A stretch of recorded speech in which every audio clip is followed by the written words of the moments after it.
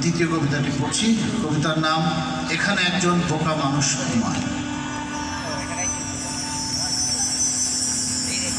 লতা গুলমে আচ্ছাদিত ওই সবুজে একদিন শুয়ে থাকবো আমি,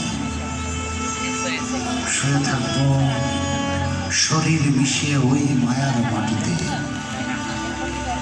যে জোনাকি ছুঁয়ে দেখি না বহুদিন, সে হয়তো নির্ভয়ে আমার বুকে এসে বসবে।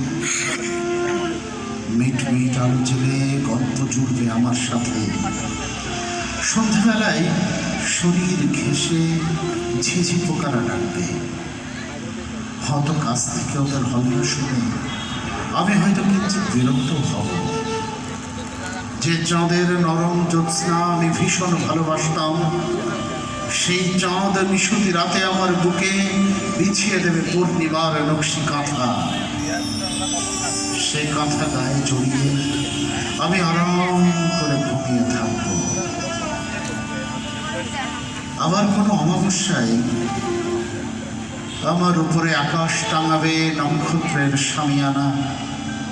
আমি অবাক বিস্ময়ে সেই অনন্ত শামিয়ানার অগণিত নক্ষত্র মণ্ডলীর মাঝে নিজেকেই খুঁজতে থাকব।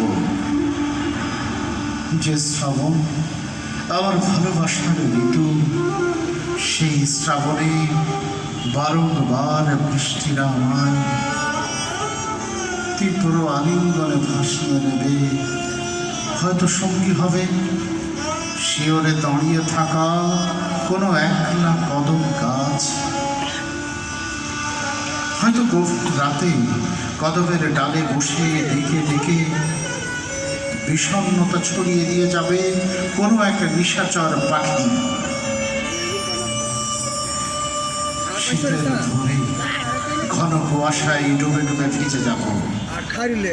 আমার বুকে অযত্নে গজিয়ে ওঠা ডুমুরের গাছে মধ্য দুপুরে খেলা করবে রোদ। ব্যস্ত মানুষেরা হেঁটে যাবে দূর দিয়ে। আমাকে ভুলে যাওয়া কোনো চেনা মানুষকেও হয়তো দেখব সেই দলে। তবু রোদ, বৃষ্টি, জ্যোৎস্না, জোনাকি সাথে নিয়ে আমি হব সবচেয়ে সুখী। শুধু এপিটাফে লেখা থাকবে এখানে একজন বোকা মানুষ ঘুমায়। এখানে একজন বোকা মানুষ ঘুমায়। ধন্যবাদ।